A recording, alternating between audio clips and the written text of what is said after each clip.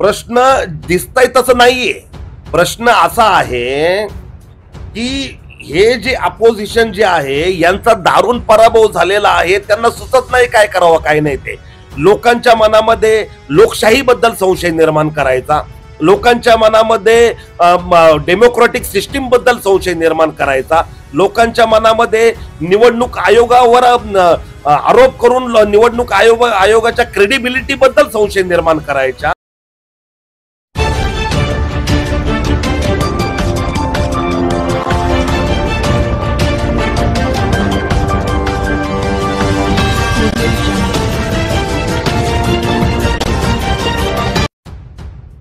नमस्कार, संविधान वार्तामध्ये आपल्या सर्वांचं स्वागत आहे. आज आपल्या स्टुडिओमध्ये आलेले आहेत डॉक्टर रवींद्र कांबळे, जे प्रोजेक्ट हेड आहेत देवदेश प्रतिष्ठानचे, आणि माझ्या या बाजूला आहेत हायकोर्ट वकील ॲडव्होकेट संदीप जाधव साहेब. हे चळवळीमध्ये डॉक्टर बाबासाहेब आंबेडकर सामाजिक चळवळीमध्ये कार्यरत आहेत. या दोघांचंही सर्वप्रथम मी आपल्या स्टुडिओमध्ये स्वागत करतो. तर आजचा विषय आपण घेतलेला आहे तो म्हणजे EVM. आज ज्या काही चर्चा चाललेल्या आहेत संपूर्ण महाराष्ट्रामध्ये, संपूर्ण देशामध्ये, जे निवडणूक आता झालेली आहे त्या निवडणुकीमध्ये महायुतीला संपूर्ण बहुमत मिळालेलं आहे. आणि ते जे बहुमत मिळालं त्यामुळे अपोजिशन पार्टी जी आहे किंवा विरुद्ध पक्ष जे आहेत ते सगळेच्या सगळे EVM वरती ब्लेम करत आहे की हे फक्त आणि फक्त जे काही घडलेलं आहे ते EVM मुळे घडलेलं आहे आणि EVM चुकीचं आहे. यावरती आपण चर्चा करणार आहोत आणि ते कशा पद्धतीनं चुकीचं आहे किंवा बरोबर आहे याबद्दल आपल्यासोबत हे जे दोन्ही तज्ज्ञ आहेत ते आपल्याशी चर्चा करतील. डॉक्टर रवींद्र कांबळे साहेब, आपलं स्वागत आहे संविधान वार्तामध्ये. सर्वप्रथम मी तुमच्याकडे येतो. तुम्हाला हा प्रश्न विचारायचा आहे मला की आता देवदेश प्रतिष्ठानच्या माध्यमातून तुम्ही जे मला सांगितलं की तुम्ही पत्रव्यवहार केलेला आहे इलेक्शन कमिशन ऑफ इंडियाला, तो पत्रव्यवहार कशासाठी होता आणि काय होता? जय भीम सर्वांना. इलेक्ट्रॉनिक वोटिंग मशीनच्या बाबतीतलाच तो एक पत्रव्यवहार होता. एकतर पहिलं आम्ही अभिनंदन केलं होतं की इलेक्शन कमिशन ऑफ इंडिया आणि महाराष्ट्राचं, की त्यांनी खूप सुंदर पद्धतीने ह्या नियोजन केलं होतं या निवडणुकांचं महाराष्ट्र राज्यात, आणि एकाच दिवशी होतं तरीसुद्धा त्यांनी खूप छान नियोजन केलं. आणि दुसरी जी गोष्ट होती की जे इलेक्ट्रॉनिक वोटिंग मशीनबद्दल जो अपप्रचार चालू आहे तर त्याबद्दल एक आम्ही त्यांना विनंती केली होती की बघा, इलेक्ट्रॉनिक वोटिंग मशीनचा जो सुरुवात जी झालेली होती ती 2004 पासून झाली होती, त्या अलीकडच्या काळात झालेली होती. आणि दुसरी गोष्ट एक होती की तरीसुद्धा आपण पूर्ण बघतोय की आता सोशल मीडियाचा जमाना आहे, तर सोशल मीडियावर काही EVMच्या बाबतीमध्ये अपप्रचार चालू आहे. तर त्या माध्यमातून एक आम्ही त्यांना विनंती केलेली होती की जशी एक क्वासी ज्युडिशियल सिस्टीम असते तशी एक ECIच्या माध्यमातून तयार करावी, जेणेकरून EVMच्या बाबतीमध्ये काही कोणाला संशय असेल तर त्यांचं शंका निरसन त्या ठिकाणी पटकन होईल आणि लोकांना एक प्लॅटफॉर्म मिळेल की जिथे आपण त्या गोष्टी मांडू शकतो, न की सोशल मीडिया. सोशल मीडिया ही त्यासाठीचा योग्य प्लॅटफॉर्म नाही आहे असं माझं मत. तर ॲक्च्युली कसं आहे की ही EVM जर चुकीची आहे तर हे 2004 किंवा 2009 यावेळेसच का बंद केली नाही आणि आताच त्याच्यावरती का अशा पद्धतीचा अपप्रचार केला जातो? याला एक प्रकारे आपण म्हणू शकतो रडीचा डाव, की मी जिंकलो तर सगळं चांगलं आहे आणि मी नाही जिंकलो तर सगळं वाईट आहे. असे बरेच आपले आजूबाजूचे देश आपण क्रिकेटच्या माध्यमातून पण बघत असतो की आपण जेव्हा क्रिकेटची मॅच खेळत असतो, आता आपला जेव्हा भारताचा विजय झाला होता याच्यामध्ये 2020 याच्यामध्ये, त्यावेळेस भारत जिंकल्याच्या नंतर आजूबाजूच्या काही राष्ट्रांनी ओरड केली होती की ही लाईन सरकवली, हे झालं ते झालं. तर आपण जी कामं केलेली आहेत, आपलं जे करंट गव्हर्नमेंट होतं त्यांनी जी काही कामं केलेली आहेत, लोकोपयोगी निर्णय घेतलेले आहेत आणि त्याच्यामुळे त्यांना तो प्रतिसाद मिळाला होता असं माझं मत आहे. आपणही म्हणजे संविधान वार्ताच्या माध्यमातून 100% मतदानासाठी पण एक मोहीम राबवलेली होती.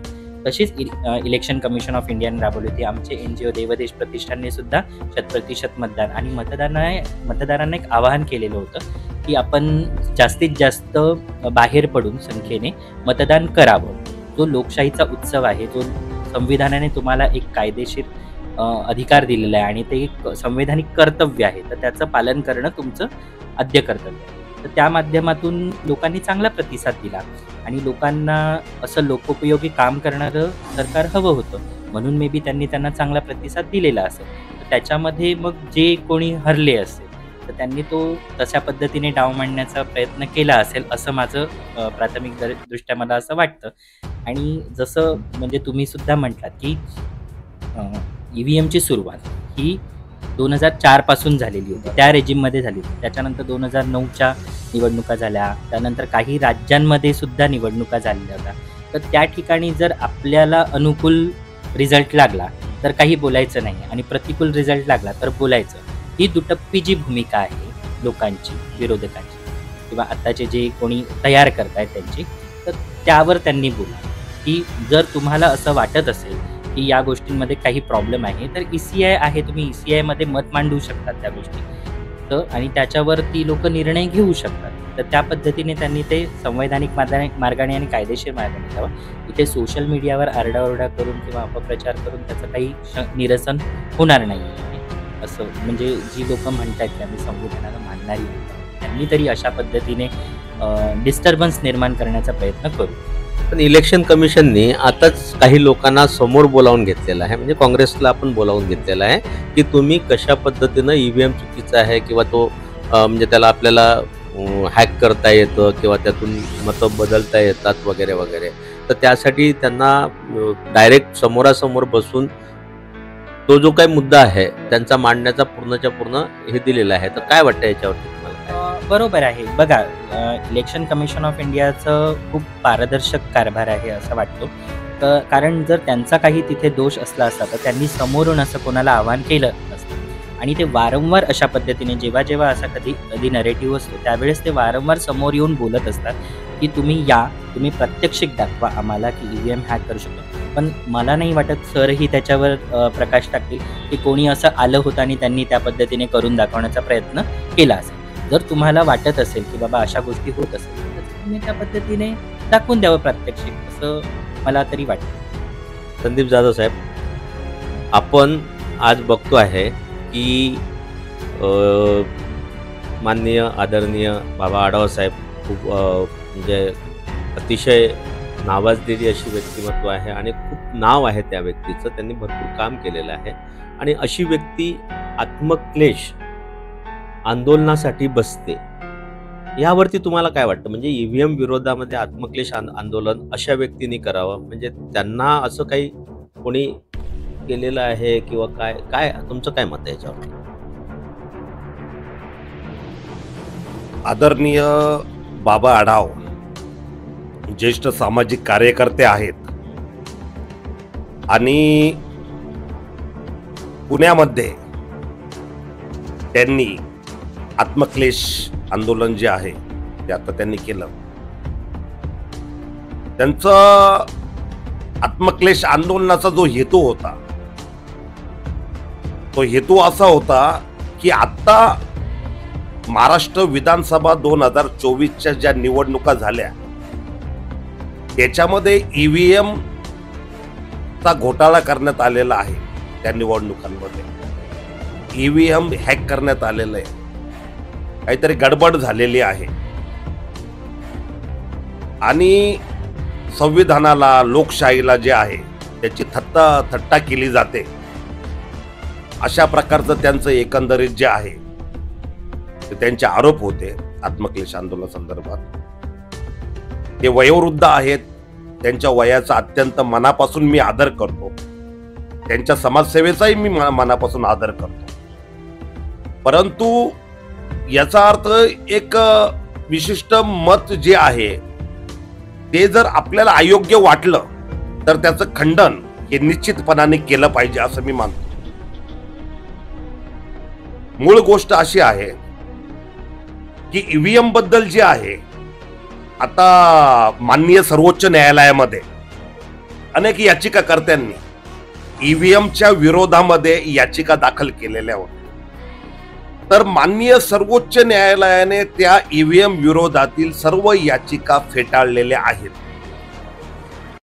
दुसरा मूळ मुद्दा, माननीय सर्वोच्च न्यायालयाने वेळोवेळी EVM बद्दल जे आहे, ज्या ज्या लोकांनी साशंकता व्यक्त केलेली आहे, माननीय सर्वोच्च न्यायालयाने त्यांना वेळोवेळी फटकारलेलं पण आहे. त्यानंतर मी ह्या मुद्द्यावर येऊन पोहोचतो की माननीय बाबा आढाव साहेबांचं जे हे आत्मक्लेश आंदोलन होतं, वस्तुस्थितीमध्ये त्याच्यावरच मला संशय आहे की ते आत्मक्लेश आंदोलन होतं की जाणून बुजून त्याच्या पाठीमागून म्हणजे माननीय बाबा आढाव साहेबांना समोर उभं करून पडद्याआड सूत्र हलवणारे त्याच्या पाठीमागे काही देशविघातक शक्ती आहेत, असं मला एक प्रकार याच्यामधून वाटतं. आणि ते वाटणंही पण तेवढं साहजिकच आहे, कारण मूळ गोष्ट अशी आहे की ईव्हीएम हॅक करता येत नाहीये. ईव्हीएम जी आहे ती पारदर्शक प्रणाली आहे. माननीय सर्वोच्च न्यायालयाने त्याच्या संदर्भात जे आहे मत प्रदर्शन केलेलं आहे, त्याच्या क्रेडिबिलिटी बद्दल. ज्या ईव्हीएम विरोधातील याचिका होत्या त्या फेटाळलेल्या आहेत. माननीय निवडणूक आयोग महाराष्ट्राचे जे अधिकारी आहेत त्यांनी पण जे आहे प्रसार माध्यमांसमोर येऊन ईव्हीएमच्या क्रेडिबिलिटी बद्दल अतिशय योग्य प्रकारे निवडणुका झालेल्या आहेत, त्याला हॅक करता येत नाही, टेक्निकली दृष्ट्या पण त्यांनी जे आहे ते लोकांना पटवून दिलेलं आहेत पुराव्यानिशी. तर मला हे सांगा, जर ते ईव्हीएम हॅक होत नाही, त्याच्यामध्ये कुठल्याही प्रकारची छेडछाड करता येत नाही, तर असं जाणून बुजून जो विरोधकांमार्फत जो प्रचार करण्यात येतोय तर ते अतिशय घातक आहे. यासाठी मी तुम्हाला हे उदाहरण देऊ शकतो की याच्यामध्ये महाराष्ट्रामध्ये ज्या निवडणुका झाल्या त्याच्यामध्ये महाविकास आघाडीचा सपशेल पराभव झाला आणि हा सपशेल पराभव जो आहे तो महाविकास आघाडीच्या जिव्हारी लागला. त्याबरोबर इतका दारुण पराभव झालेला आहे महाविकास आघाडीचा की ज्यामुळं त्यांना अक्षरशः पायाखालची जमीन सरकल्यासारखी वाटली. मग त्याच्यासाठी त्यांनी ह्या ठिकाणी महाराष्ट्रामध्ये ईव्हीएम बद्दल शंका उपस्थित केली. मग त्यांनी जे आहे झारखंडमध्ये जे निवडणुका झाली त्याबद्दल तिथे का बरं शंका उपस्थित नाही केली ईव्हीएम बद्दल? प्रश्न असा आहे की काही व्हिडिओ जे रस्त्यावरती ईव्हीएम चेंज करताना या गाडीतून त्या गाडीमध्ये किंवा त्या गाडीतून या गाडीमध्ये, त्यानंतर काही व्हिडिओ असे आलेले आहेत की जे लोक मतदान करत असताना जे काउंटिंग करत होते ते लोक समोर आलेत की काही ईव्हीएमला फक्त 1 लॉक होतं, काहीला 3 लॉक होते. त्यानंतर आणखी काही गोष्टी समोर आल्यात की त्या 1 लॉक ज्याला होतं त्याच्यात 99% बॅटरी होती आणि ज्याला 3 लॉक होते त्याला 60% 65% बॅटरी होती. ह्या सगळ्या गोष्टी आणि त्याच्यासोबतच काही मनसेचे उमेदवार वगैरे जे आहे त्यांनी म्हटलं की बाबा माझ्या घरातच 6 लोक वोटिंग करणारे आहे, माझे 2च कसे आले. यावरती तुम्ही काय प्रकाश टाकता? मूळ गोष्ट अशी आहे की निवडणूक आयोग जो आहे महाराष्ट्राचा तर त्यांनी खुलं आवाहन केलेलं आहे जनतेला की कुठल्याही प्रकारच्या शंका असेल आणि पक्षांना पण आवाहन केलेलं आहे. आज काँग्रेसचे जे आहेत ते पण जाणार आहेत की आपण येऊन चर्चा करावी, आपले काही शंका असतील त्या विचाराव्या. तर ह्या ज्या ज्या लोकांना शंका असतील ना तर त्याचं समाधान करण्यासाठी निवडणूक आयोग आहे ना. ते डिनाय करताय का? कोणत्याही प्रकारचं डिनाय करत नाही. ते स्वागत करताय का तुमच्या काही शंका असेल तुम्ही या आमच्याकडे, आम्ही त्याचं समाधान करू, एवढं क्लिअर करते बोलताय. त्याच्यामुळे याच्यामध्ये कुठल्याही प्रकारचं तथ्य वाटत नाही. ह्याच्यात तथ्य नाही आहे असं तुम्हाला वाटतं, बरोबर आहे? आणि ते तथ्य आहे की नाही आहे त्याबद्दल इलेक्शन कमिशन ऑफ इंडिया हे त्याचं प्रॉपर उत्तर आपल्याला देणारच आहे किंवा त्यांना देणार आहे. जे लोक इलेक्शन कमिशनपर्यंत गेले, ज्यांनी आक्षेप घेतलेले आहेत की बाबा हे जे इलेक्शन झालेले आहे चुकीच्या पद्धतीने झालेलं आहे, तर त्याच्यावर जो काही आक्षेप घेण्यात आला आहे त्याचं उत्तर इलेक्शन कमिशन ऑफ इंडिया देणारच आहे. पण आपल्याला जे बोलायचं आहे की आपल्याला माहिती आहे की म्हणजे हे जे ईव्हीएम आहे हे चुकीचं नाही आहे की व्हीव्हीपॅटमध्ये काही गडबडी होऊ शकत नाही. त्यावरती काही लोकांचं असं म्हणणं आहे, म्हणजे अपोजिशनचं जे म्हणणं आहे ते असं आहे की बाहेर देशामध्ये एवढे प्रगत देश आहेत आणि ते प्रगत देश असून सुद्धा त्यांनी ईव्हीएम हे सगळं आणलं होतं पण पुन्हा ते बॅलेट पेपरवरती आले, तर आपण एकदा बॅलेट पेपरवरती निवडणुका का घेऊ शकत नाही? तुम्हाला एक सांगतो, मूळ गोष्ट अशी आहे की 1975 साली स्वर्गीय इंदिराजी गांधी यांनी आणीबाणी लादली होती. 1975 ते 77 पर्यंत ही आणीबाणी होती. आता झालं काय त्यावेळेस 1977ला जेव्हा निवडणुका झाल्या लोकसभेच्या, त्यावेळेस बॅलेट पेपरच होतं, परंतु काँग्रेसचा दारुण पराभव त्यावेळेस झाला. जनता दलाचं सरकार त्यावेळेस आलं. 2014 सालामध्ये ज्या वेळेस नरेंद्र मोदीजींचं गव्हर्नमेंट सत्तेवर आलं, माननीय प्रधानमंत्री नरेंद्र मोदीजींचं गव्हर्नमेंट सत्तेवर आलं, त्यावेळेस जे आहे त्यावेळेस त्या बॉर्डर लाईनवर केंद्र सरकार जे होतं आणि राज्य सरकार जे होतं ते काँग्रेसच होतं त्यावेळेस, बरोबर. मग 2009ला 2014च्या वेळेस का बरं ईव्हीएम बद्दल शंका उपस्थित केली गेली नाही? मला तुम्ही सांगा का महाराष्ट्रामधला निकालाला तुम्ही विरोध करताय, झारखंड मधल्या निकालाला तुम्ही विरोध करत नाही, ईव्हीएम वर शंका उपस्थित करत नाही. मला तुम्ही सांगा हरियाणामध्ये बीजेपीला प्रत्यक्ष अत्यंत प्रचंड बहुमत मिळालं, त्या ठिकाणी तुम्ही शंका उपस्थित करताय. परंतु जम्मू काश्मीरमध्ये घाटी परिसर क्षेत्रामध्ये जे इलेक्शन झालं त्या ठिकाणी जे आहे तुमची वेगळी भूमिका आहे, दुटप्पी भूमिका आहे. दिल्लीमध्ये जे आहे ते 7च्या 7 जागा ज्या आहे त्या बीजेपीला मिळाल्या. त्यानंतर जे इलेक्शन झालं 70 विधानसभा सीटवर इलेक्शन त्या ठिकाणी झालं, त्यापैकी फक्त बीजेपीला 3च जागा आल्या आणि 67 जागा ज्या आहेत त्या आम आदमी पार्टीला आल्या त्या ठिकाणी. मग त्यावेळेस बीजेपीनं जी आहे अशा प्रकारची भूमिका घेतलेली आहे का? तर अजिबात नाही. ईव्हीएम वर शंका उपस्थित केलेली आहे का? तर अजिबात नाही. तुम्हाला सांगतो, मूळ गोष्ट अशी आहे की एक मुलं जे खेळतात आणि खेळल्यानंतर एखादा मुलगा त्याच्यामध्ये हारतो आणि तो रडत रडत त्याच्या आई वडिलांकडे जातो आणि त्याच्या आई वडिलांना सांगतो की तुम्ही चला आणि मला त्या ठिकाणी विजयी घोषित करा.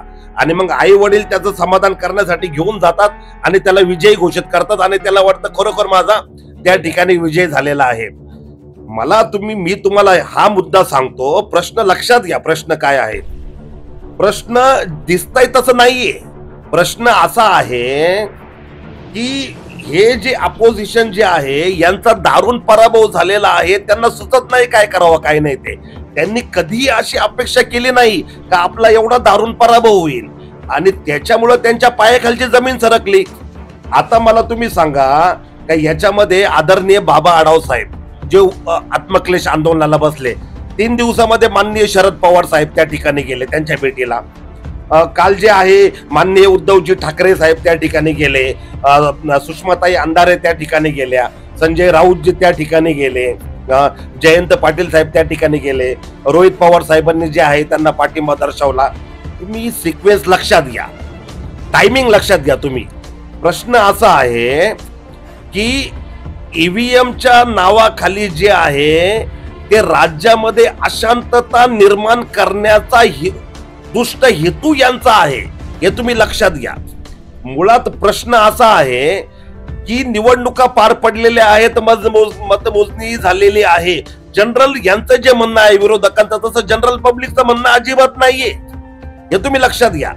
मूळ गोष्ट अशी आहे की ईव्हीएमच्या नावाखाली जे आहे एका वृद्ध व्यक्तीला समोर उभं करायचं, एखादं आंदोलन करायला लावायचं, त्याच्या पाठीमागून राज्यामध्ये किंबहुना देशामध्ये अशांतता पसरवायची, अराजकता माजवायची.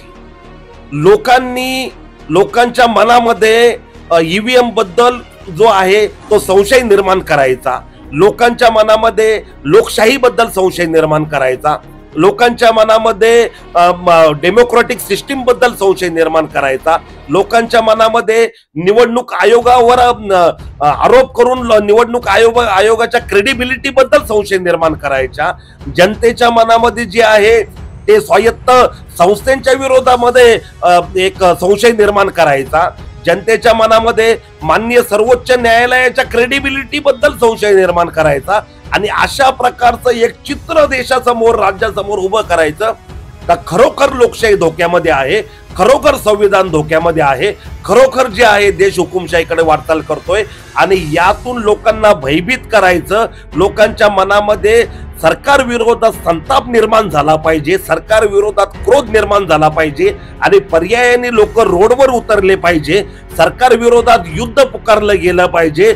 हे एक भलं मोठं कट कारस्थान याच्या पाठीमागं आहे असं या सर्व सर्कमस्टेन्सेस वरून दिसून येतंय. हे आपण लक्षात घेण्याची गरज आहे. याच्यामध्ये अजून तुम्हाला एक महत्वाचा मुद्दा मी तुम्हाला सांगतो. मूळ गोष्ट अशी मला तुम्हाला सांगतो की याच्यामध्ये की आदरणीय बाबा आढाव साहेबांनी जे आत्मक्लेश आंदोलन केलं, याच्यामध्ये आता लोकसभा 2024च्या ज्या सार्वत्रिक निवडणुका झाल्या, त्या लोकसभा 2024च्या सार्वत्रिक निवडणुकांमध्ये काँग्रेस पक्षाने, त्यांच्या समविचारी पक्षांनी, इंडिया अलायन्सने गल्लीपासून तर दिल्लीपर्यंत अशा प्रकारचा जाणून बुजून जो आहे खोडसाळ अपप्रचार केला की संविधान धोक्यामध्ये आहे, नरेंद्र मोदीजी सत्तेवर आल्यावर संविधान बदलणार आहे, संविधानाला भारतीय जनता पार्टीकडून धोका आहे, अशा प्रकारचं जाणून बुजून जे आहे खोडसाळ अपप्रचार केला. आता मला तुम्ही सांगा, संविधान जे आहे, संविधानामध्ये अमेंडेबिलिटी होऊ शकते हे सर्वांना माहिती आहे, परंतु ज्याचं डॉक्ट्राईन ऑफ बेसिक स्ट्रक्चर आहे, ज्याचे मान्य सर्वोच्च न्यायालयाचे जजमेंट्स आहेत, आयसी गोलकनाथ आहे, त्यानंतर 1973चं केशवानंद भारतींचं जजमेंट आहे, मेजॉरिटी जजेसचे जजमेंट्स ते आहेत. मग याच्यामध्ये क्लिअर कट सांगितलेलं आहे की सर्वोच्च की संसद जी आहे, संसद संविधानातलं basic doctrine of basic structure जे आहे त्याला धक्का लावू शकत नाही. मग तुमचे minority and rights basic structure आहेत, तुमचं पार्लिमेंटरी सिस्टीम बेसिक स्ट्रक्चर आहे, आर्टिकल 12 पासून तर आर्टिकल 35 पर्यंत बेसिक स्ट्रक्चर आहे, फेडरल स्ट्रक्चर जे आहे ते तुमचं बेसिक स्ट्रक्चर आहे, त्यानंतर तुमचं प्रियांबल जे आहे ते बेसिक स्ट्रक्चर आहे, ज्युडिशियल रिव्ह्यू जो आहे ते बेसिक स्ट्रक्चर आहेत. हे सर्व बेसिक स्ट्रक्चर आहे, संविधानाला धोका होऊ शकत नाही, संविधानाला कधीही बदललं जाऊ शकत नाही. हे क्लिअर कट असताना सुद्धा अशा प्रकारचा दुष्ट हेतूनं राजकीय स्वार्थापोटी हा अपप्रचार काँग्रेसकडून केला गेला ही वस्तुस्थिती आहे. मग आदरणीय बाबा आढाव साहेब जे आहेत यांनी त्याबद्दल काँग्रेसच्या कानपिचक्या का नाही घेतल्या, त्याबद्दल ताशेरे का बरं ओढले नाही, त्याबद्दल चकार शब्द का बरं बोलले नाही की आपण जे केलेलं आहे अशा प्रकारचा खोडसाळ अपप्रचार हा असंविधानिक अपप्रचार आहे, हा देश तोडण्याचा अपप्रचार होता, हा जो आहे लोकांच्या मनामध्ये भीती संभ्रम निर्माण करण्याचा अपप्रचार होता, त्याबद्दल आदरणीय बाबा आढाव साहेब का बरं बोलले नाही. दुसरा मूळ मुद्दा, सज्जद नोमानी जे आहेत मुस्लिम धर्मगुरू आहेत, तर सज्जद नोमानीजींनी यांनी काय केलं, यांनी सरळ सरळ फतवा काढला होता, सरळ सरळ ऑन रेकॉर्ड प्रसार माध्यमांवर उपलब्ध आहे तो फतवा अशा प्रकारचा काढला की बीजेपीला नामोहरम करण्यासाठी त्यांनी मुस्लिम समुदायाला आवाहन केलं की महाविकास आघाडीला मतदान करा. म्हणजे एका विशिष्ट कम्युनिटीला तुम्ही आवाहन करताय का तुम्ही महाविकास आघाडीला मतदान करा आणि एका विशिष्ट पक्षाला दारुण पराभव तुम्ही करा, अशा प्रकारचा सरळ सरळ फतवा काढला जातोय. हे लोकशाहीला घातक नाही का, हे संविधानाला घातक नाही का, अशा प्रकारची रूढी परंपरा प्रताप पडणं हे संविधानाला घातक नाही का. त्याच्या पुढे ते असंही म्हणतात का दिल्ली पण नंतर काबीज केली जाईल, हे तर महाराष्ट्र आहे. त्याच्यामध्ये ते असंही म्हणतात की जे लोक बीजेपीचं समर्थन करतील त्यांचा सोशल बायकॉट करा, त्यांच्या बरोबर सलाम दुवा बंद करा. अशा प्रकारचा एक मुस्लिम धर्मगुरू अशा प्रकारचं फतवा काढताय जग जाहीरपणे, तर या फतव्याविरुद्ध जे आहे ते आदरणीय बाबा आढाव साहेब किंवा अपोजिशन वाले जे आहेत ते का बरं काही एक चकार शब्द बोलत नाहीत. तिसरा महत्वाचा मुद्दा तुम्हाला सांगतो, ज्या 17 उलेमा बोर्डाने मागण्या केल्या होत्या त्याच्यामध्ये एक मागणी अशा प्रकारची होती का 2012 पासून तर 2024 पर्यंत ज्या महाराष्ट्र राज्यामध्ये दंगली झाल्या त्या दंगलीतले जे मुस्लिम आरोपी आहेत त्यांना सोडून देण्यात यावं. आता ह्या मागण्या ज्या आहेत त्या काँग्रेसने ज्या आहे त्या मान्य केल्या, आमचं सरकार आल्यानंतर आम्ही सुनिश्चित करू काय. मग मला सांगा त्याच्याबद्दल आदरणीय बाबा आढाव साहेब का बरं बोलले नाही. याच्यामध्ये डेमोक्रेसी जी आहे ती धोक्यात दिसत नाही का, संविधान जे आहे ते धोक्यात दिसत नाही का. याच्यामध्ये आपण एक वेगळा पायंडा पाडतोय अशा प्रकारचं त्याच्यामधून दिसून येत नाही का. लक्षात घ्या, प्रश्न असा आहे की जाणून बुजून जे आहे रडीचा डाव खेळायचं काम हे चालू आहे. जाणून बुजून लोकांची दिशाभूल करायची, जाणून बुजून लोकांना जे आहे एक प्रकारचं तुम्हाला सांगतो लोकांना उकसवणं आणि खोट्या खोटं पसरवून, लोकांची दिशाभूल करून, एक खोटे नॅरेटिव्ह पसरून लोकांच्या मनामध्ये सरकार विरोधात संताप निर्माण करणं हे नक्षलवादाचं द्योतक आहे. हे जे आहे हे राज्यामध्ये तसंच देशामध्ये अस्थिरता आणि अराजकता माजवायचं द्योतक आहे, हे मी तुम्हाला या ठिकाणी सांगतो. त्याच्यामुळं आपण फार बारकाईनं विचार करणं या गोष्टींची गरज आहे. फक्त ते समोर आंदोलन त्यांनी केलं तेवढ्यावर विषय नाही. विषय ज्येष्ठ आहेत, ते आदरणीय आहेत, परंतु त्यांना पुढे बळीचा बकरा बनवून त्यांच्या आडून राज्यामध्ये अस्थिरता निर्माण करणं, राज्यामध्ये सार्वजनिक शांतता ही नष्ट व्हावी, राज्यामध्ये जे आहे ते सरकार विरोधात लोकांनी बंड करून उठावं, राज्यामध्ये हिंसाचार घडावा, अशा प्रकारचं तर कट कारस्थान काही कम्युनिस्टवादी विचारसरणीचे लोक, काही डाव्या विचारसरणीचे कट्टरपंथी लोक, काही कट्टर इस्लामिक विचारपंथीयांचे काही लोक, काही हे जे अपोजिशन वाले जे आहेत, तर यांचं अशा प्रकारचं तर डाव नाही ना, अशा प्रकारे प्रथम दर्शनी दिसून येत आहे. तर त्याप्रमाणे आपण सावध राहणं हे अत्यंत गरजेचं आहे असं मला वाटतं. आता आपण शेवटच्या मुद्द्यावरती येऊया. आपण खूप अतिशय विश्लेषकपणे सगळ्या गोष्टी मांडलेल्या आहेत आणि काय कशासाठी आणि का चाललेलं आहे. तर आता आपण शेवटच्या मुद्द्यावरती काय येऊया की हे सगळं तर झालंय, पण महायुती ज्या पद्धतीनं एवढ्या मोठ्या फरकाने निवडून आलेले आहे, म्हणजे खूप मोठा हे होतं, म्हणजे त्यांना सुद्धा अपेक्षित नव्हतं माझ्या मते की इतक्या मोठ्या फरकाने आपण निवडून येऊन इतके सगळे आपले 231 पर्यंत आपले महायुतीचे उमेदवार निवडून येतील. तर हे का आले असावे असं मला वाटतं. एक मुद्दा आपण लक्षात घ्या. ही वस्तुस्थिती आहे की लोकसभेमध्ये महायुतीला महाराष्ट्रामध्ये अपयश आलं, ही वस्तुस्थिती आहे. त्यावेळेस काय या महायुतीने रडारड केली नाही किंवा ईव्हीएम बद्दल शंका उपस्थित केली नाही. नंतर विधानसभा इलेक्शन झाले आता नुकतेच, तर जो गॅप आहे मधला गॅप काय होतं, लोकसभा निवडणुकीपूर्वी जो संविधान बदली केलं जाणार भारतीय जनता पार्टीकडून, नरेंद्र मोदीजी यांच्याकडून, त्यांच्या सरकारकडून अशा प्रकारचा जो खोडसाळ अपप्रचार गल्लीपासून तर दिल्लीपर्यंत विरोधकांनी राबवला आणि त्याच्यामध्ये या खोट्या नॅरेटिव्हला जनता बळी पडली होती, ही सत्य परिस्थिती आहे.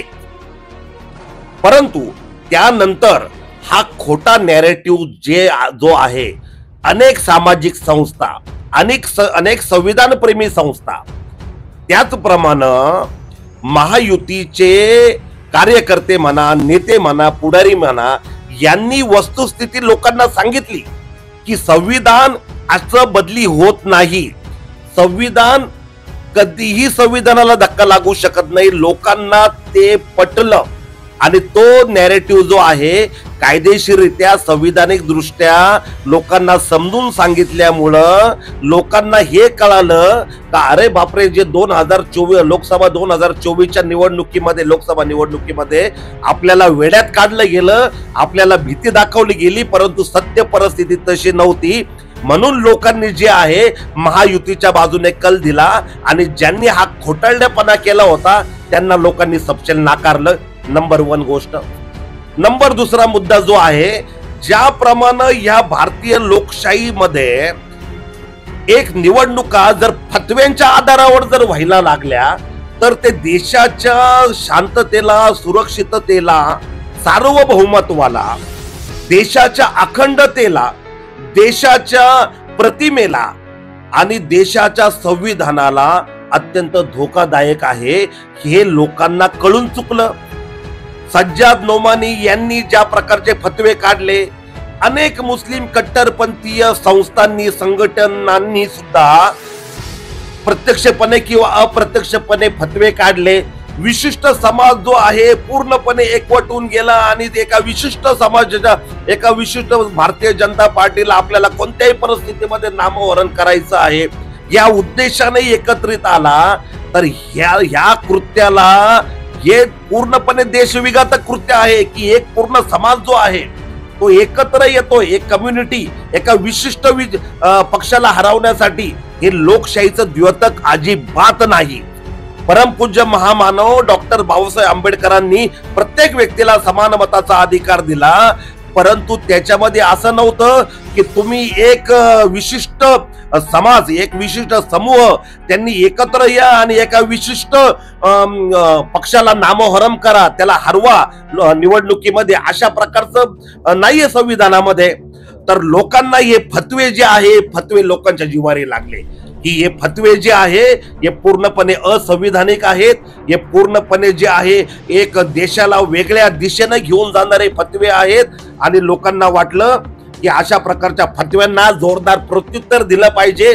आणि या फतव्यांच्या पाठीमागे जे आहे हे महाविकास आघाडीच होती. आणि त्याच्यामुळं लोकांनी सपशेल दारुण पराभव महाविकास आघाडीचा या महाराष्ट्र राज्याच्या विधानसभा निवडणुकीमध्ये केला. तिसरा मुद्दा जो आहे, उलेमा बोर्डाच्या ज्या मागण्या होत्या, उलेमा बोर्डाने अशा प्रकारच्या मागण्या केलेल्या आहे.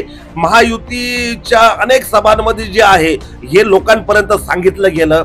अनेक प्रसार माध्यमांवर ते व्हिडिओज व्हायरल झाले आणि लोकांना हे मुद्दे बिलकुल आवडले नाहीत. की त्यातला एक मुद्दा तुम्हाला सांगतो, अनेक लोक मला भेटले. त्यातला एक मुद्दा जो आहे 2012 पासून 2024 पर्यंत जे अपराधी आहेत दंगलीमधले, त्या मुस्लिम आरोपींना सोडून देण्यात यावं अशा प्रकारची मागणी जी आहे ते काँग्रेस मान्य करते. हे लोकांना अजिबात पटलं नाही.